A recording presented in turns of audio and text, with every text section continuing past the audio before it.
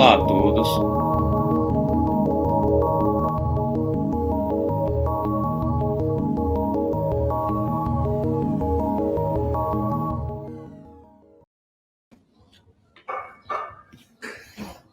Olá, gente. Então, nós vamos começar agora a nossa fase de perguntas e respostas. Eu quero incentivar a comunidade aqui do SBRC, sobretudo a comunidade de redes óticas, a interagir com os autores, a trazer as suas perguntas, né? Eu acho que isso é importante para o avanço da nossa área, né? Bom, a gente vai seguir com o protocolo aqui a ordem das apresentações, tá? Então, primeiro a gente vai fazer as perguntas e respostas do Helder, depois do Guilherme, o Alexandre, por fim o Jurandir, tá bom? Então eu peço que o Helder, por favor, se puder, abra a câmera aí e o áudio. E, bom, todos que querem direcionar as perguntas para o Helder, então, por favor, usem o chat, que a gente vai fazer a pergunta para ele, tudo bem?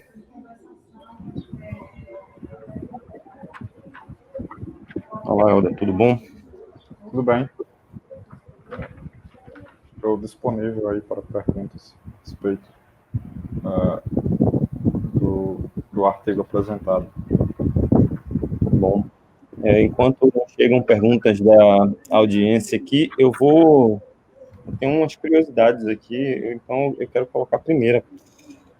O algoritmo que você propõe, ele é baseado na ideia de mínimo interference, né? Isso. E aí eu não sei se... Na verdade, a mínima interferência é na parte da criação do P-Cycle, né? Não foi na ideia geral de mínima interferência na requisição. Ou seja, quando eu crio o caminho de proteção, que seria o P-Cycle, eu penso na interferência mínima que ele pode gerar nas outras requisições. A minha pergunta, ela também vai nesse sentido, porque quando você fala mínima interferência, você está falando da ideia de espalhamento do tráfego, aquele problema mais tradicional de roteamento, e não interferência, porque outros trabalhos aqui na sessão, em certo sentido, falaram de efeitos em camada física, de interferência, eu queria deixar isso claro. Então, a ideia é espalhar o roteamento na criação dos P-Cycles, é isso? Exatamente. Exatamente, essa é a ideia.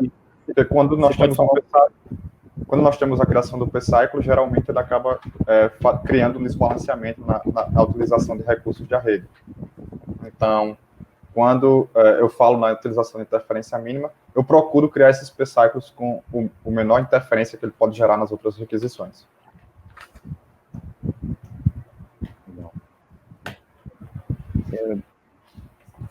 Uma outra curiosidade que eu fiquei aqui, em relação à questão, né, da fragmentação versus o roteamento multicaminho.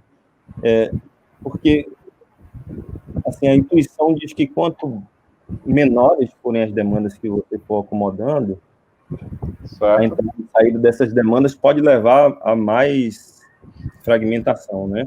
Certo. Mas aí você traz o efeito contrário para isso. Porque quando você divide em multicaminho... Porque, na verdade, a gente tenta sempre fazer um caminho único. O multicaminho, ele só é utilizado quando o caminho único não é possível. Então, ele acaba preenchendo as lacunas que acabam acontecendo dentro da alocação de recursos. Eu não sei se eu consegui tirar, ser coerente na justificativa. Imagina que o número de requisições que foram aceitas, se eu tivesse, por exemplo, utilizado só o caminho simples, ele seria um número X.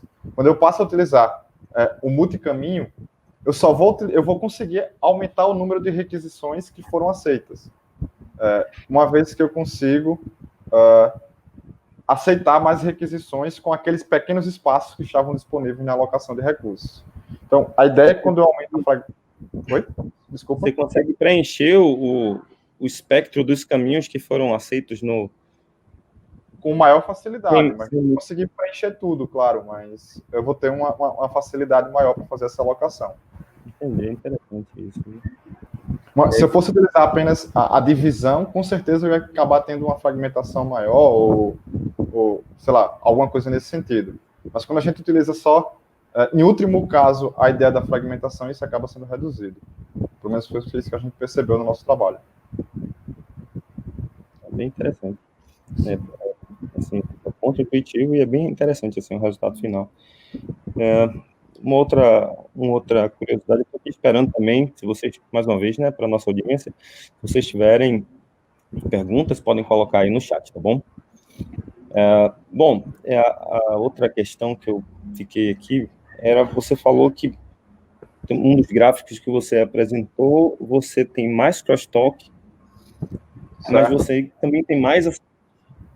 E aí você fala, mas é porque, como eu aceitei mais, aí o gráfico final teve mais crosstalk. Não seria a ideia de você normalizar, não, esse crosstalk pela quantidade de pessoas que foram aceitas? Porque aí você teria um efeito... Porque, na verdade, aquela métrica é a métrica de crosstalk por slot, né? Então, a ideia daquela métrica é mostrar quais são os slots que acabam sofrendo com crosstalk. Então, com isso, eu não vou... Aquela métrica não apresenta o número de crosstalk exato na requisição. Ela mostra quais os slots que vêm sofrendo com interferência. Então, se eu tenho mais slots utilizados, que eu tenho um maior número de requisições aceitas, eu consigo aí ter, consequentemente, um maior número de slots sofrendo com crosstalk. Então, aquela métrica, basicamente, é a ideia de mostrar mais crosstalk. A apresentação ficou um pouco rápida na parte dos resultados, porque acabou chegando nos 20 minutos ali, eu acabei dando uma avançada mais rápida na explicação dos resultados. Mas a ideia é, basicamente, que aquele gráfico apresenta o número de slots que sofreram com crosstalk, não exatamente os valores de crosstalk que eles sofreram.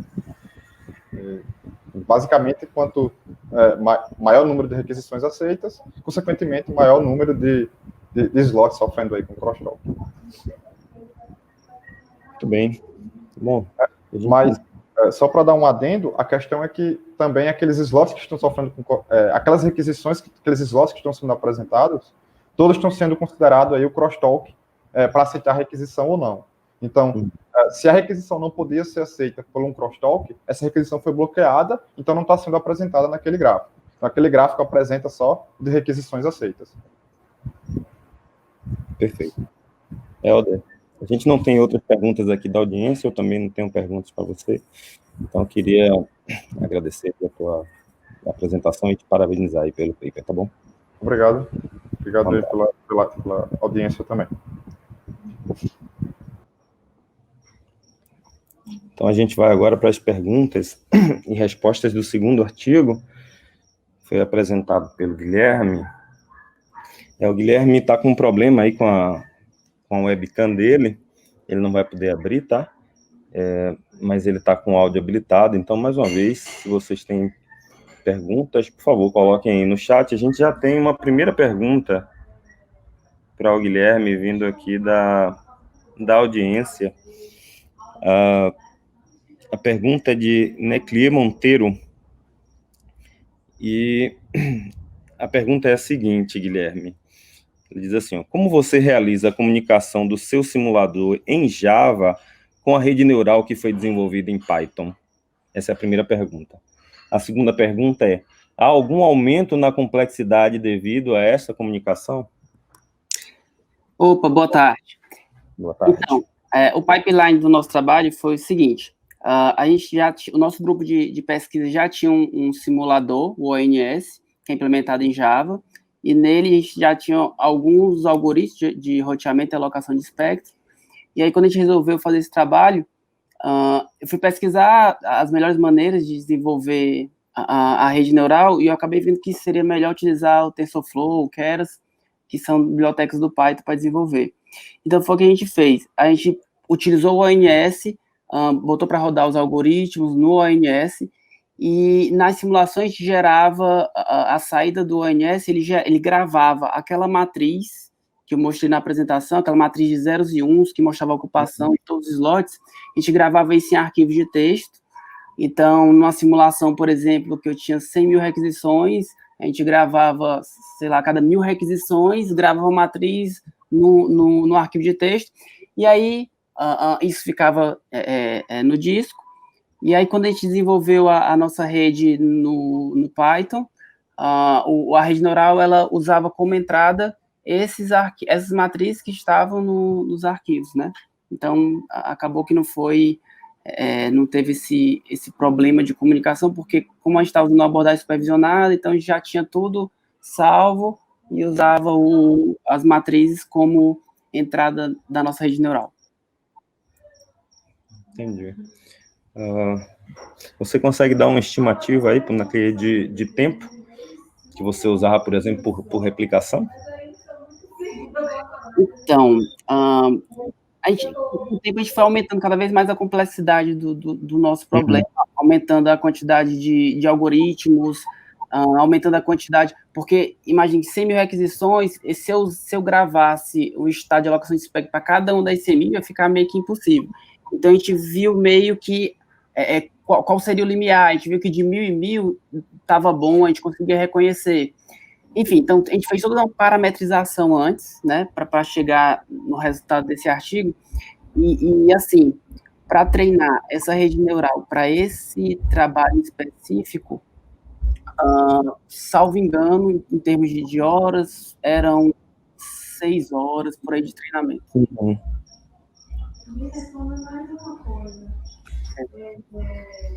Bom, Guilherme, eu tenho também umas 2 perguntinhas para você. A primeira, você pode falar um pouquinho aí como é que que critério você usou para selecionar aqueles momentos ali e se você, por exemplo, avaliou se existe impacto, se outro critério, por exemplo, foi usado para selecionar os momentos? Então, para a seleção de momentos, assim, quando a gente começou a desenvolver o trabalho, a gente viu que a gente ia ter muitos atributos, então a gente sabia que, porque cada slot ia ser um atributo, né? Então, nesse caso da USANet, a gente pega 86 links, 320 slots, então isso dá 27.520 atributos. Então, a gente sabia que isso ia demorar muito. Então, a gente começou pegando uma janela grande. A gente pegava, a partir da requisição 10 mil, a gente sabia que tinha uma variação aí no comportamento da rede, então a gente pegava a partir de 10 mil. E no começo a gente pegava um intervalo grande, tipo de 10 mil em 10 mil. Só que a gente viu que isso não era tão bom, como é que pode dizer? A rede neural não conseguia aprender com intervalos tão grandes assim, de espaçamento na pegada dos estados de alocação de espectro. Então, a gente foi diminuindo até chegar nesse valor de 1.000. Então, a gente começou a pegar de 1.000 em 1.000 e viu que, com isso, mesmo algoritmos que eram bem distintos, a gente conseguia reconhecer com uma boa acurácia. Então, foi bem empiricamente mesmo, foi testando. Entendi. Muito bem. Bom, a gente também não tem nenhuma outra questão aqui da audiência, eu também não tenho mais questão. Então, eu queria também, mais uma vez, agradecer, Guilherme, pela tua apresentação e te parabenizar pelo artigo. Tá bom? Obrigado. Parabéns. Obrigado. Ok, gente. Então, vamos caminhar agora para o terceiro paper, perguntas para o Alexandre. Por favor, se vocês tiverem alguma pergunta aí para o Alexandre, coloquem no chat. Enquanto as perguntas não chegam aí, para a gente ganhar um pouquinho de tempo, eu vou passar as minhas, tudo bem? Então, olá, Alexandre, tá por aí?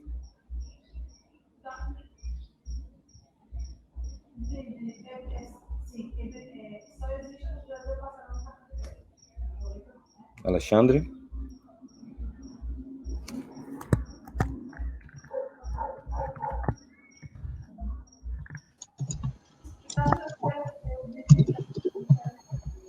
Tá me escutando? Estou escutando. Ok. Só para esclarecer, gente, o Alexandre também está com um problema aí na webcam, tá?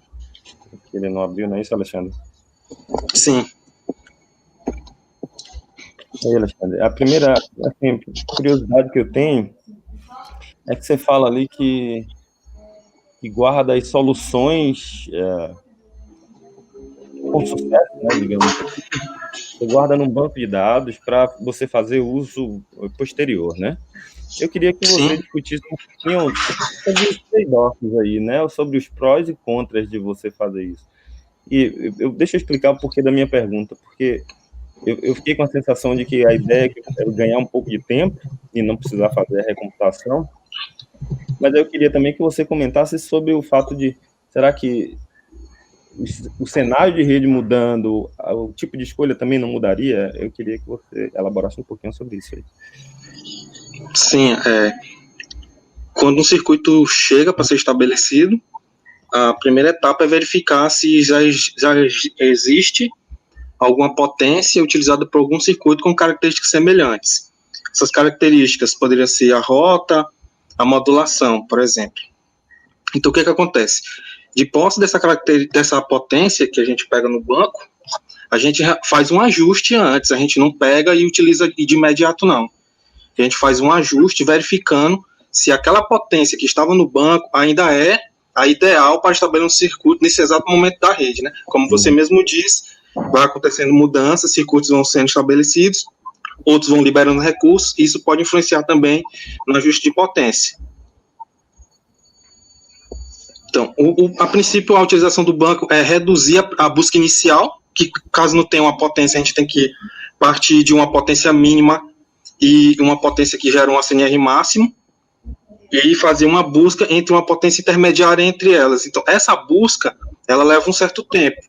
Então, quando você parte de uma potência que está no banco, utilizando características de circuitos que já foram estabelecidos, a gente consegue reduzir, né, essa busca inicial e só faz ajustar essa potência para esse novo cenário que o novo circuito se encontra. Certo, entendi.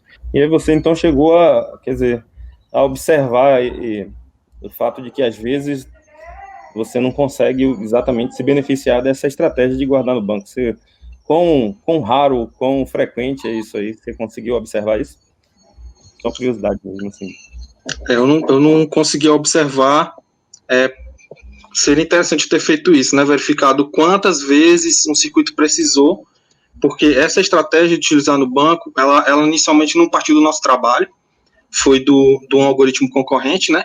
Ele já utilizava a estratégia e a gente resolveu partir também dela, já que como a gente faz seleção de potência de uma forma dinâmica, e o algoritmo proposto já utilizava essa estratégia para reduzir a busca inicial dele, então a gente resolveu utilizar também como um ponto de partida inicial a utilização do banco. Ok. Muito bem.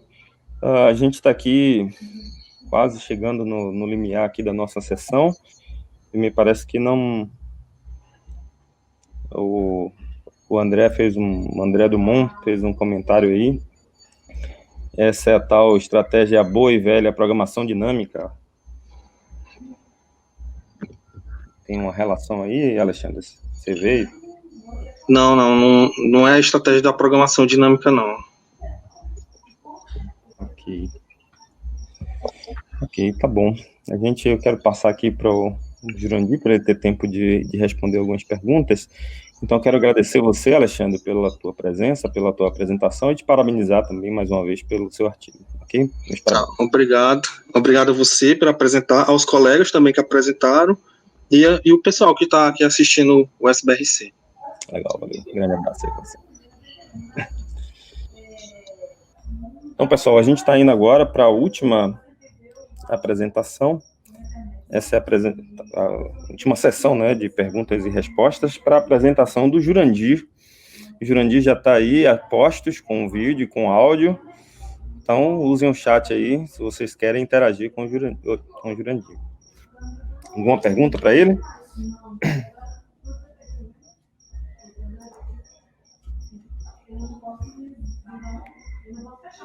Então, vamos ganhar tempo aqui. Deixa eu passar. Jurandir, eu queria, assim, que você passasse, assim, tua impressão, né? Que é que ali você usa uma estratégia, você usa uma fibra com 7 núcleos, né? E aí você usa aquela estratégia de balanceamento em direções opostas. Eu queria saber a tua impressão, se a estrutura dessa fibra multicore aí muda. É possível adaptar a sua estratégia facilmente? Você acha que teria prejuízo? Qual que é a tua impressão aí sobre isso? Primeiramente, boa tarde a todos. Boa tarde. O algoritmo ele foi pensado para uma fibra com 7 núcleos, né? A ideia dele é essa. se colocar em outra arquitetura, outro desenho de fibra multinúcleo, provavelmente o resultado não será o mesmo. Mas a ideia central pode ser generalizada para conseguir fazer esse balanceamento numa fibra que tenha mais núcleos, por exemplo, mais vizinhos. Então, a ideia, do jeito que está, ele teria um impacto grande, mas se fizer a generalização da ideia, aí poderia ter um resultado similar. Porque eu fiquei pensando assim, será que se você tentar observar, por exemplo, a propriedade estrutural ali dos núcleos, em função dessa sua estratégia, será que você não conseguiria generalizar isso para cenários diversos, assim, por exemplo? Eu quero dizer, propriedade estrutural, bom, tem quantidade ímpar, quantidade par, você tem um núcleo central, você não tem, você é um ciclo. Então, observar como ele está estruturado, olhar ali como um grafo mesmo, né? Do ponto de vista estrutural do grafo, e tentar, né, projetar os algoritmos baseados nesse tipo de coisa. Você acha que isso seria uma estratégia adequada, uma hipótese, pelo menos, de pesquisa adequada que pode levar a bom termo, ou você acha que não? Eu acho que sim, eu acho que pelo o andamento do meu estudo, eu pretendo, eu não cheguei a citar nos trabalhos futuros, mas é uma ideia de aumentar os cenários, né, de estudo, que seria ou testar, no caso, nesses cenários com a estrutura da fibra multinúcleo diferente, né, ver como é que funcionaria dessa forma. Mas é uma coisa que eu quero fazer ainda, esse é um primeiro trabalho, nas próximas evoluções, ver como é esse funcionamento, como é que se comporta essa ideia de balanceamento em um cenário diferente desse. Ok, perfeito, Jurandir. Bom, só mais uma outra pergunta, a gente já está quase... Pergunta rápida, resposta rápida. Ali, critério de seleção para aqueles algoritmos que você comparou, eles são os mais tradicionais da literatura? Como é que você usou aí para fazer isso? Os concorrentes, no caso, né, eles não são tão recentes, assim, o estado da arte, mas isso é uma coisa que eu até coloquei nos trabalhos futuros, que seria o próximo passo, trazer, tanto nessa questão do cenário diferente, quanto os concorrentes mais robustos para ver o desempenho. Esses algoritmos, eles foram tirados de um artigo, né, que eu tomei como base, tanto para fazer a modelagem do crosstalk, aí eu usei os meus algoritmos que foram tratados nesse artigo. Foi como o ponto de partida para usar esses caras. Mas eu pretendo usar outros mais recentes do estado da arte. Para comparar. Muito bem. Muito bem. Jurandir, quero te agradecer pela tua apresentação, te agradecer e parabenizar, né, pelo seu artigo. 2 artigos nessa sessão, aliás, eu vi que você é coautor do outro, então, meus parabéns. E com isso a gente finaliza essa sessão. Eu agradeço também aos demais que estiveram aqui atentos às apresentações aqui dos nossos autores. Ok? Obrigado a todos e um abraço e até a próxima. Obrigado a todos.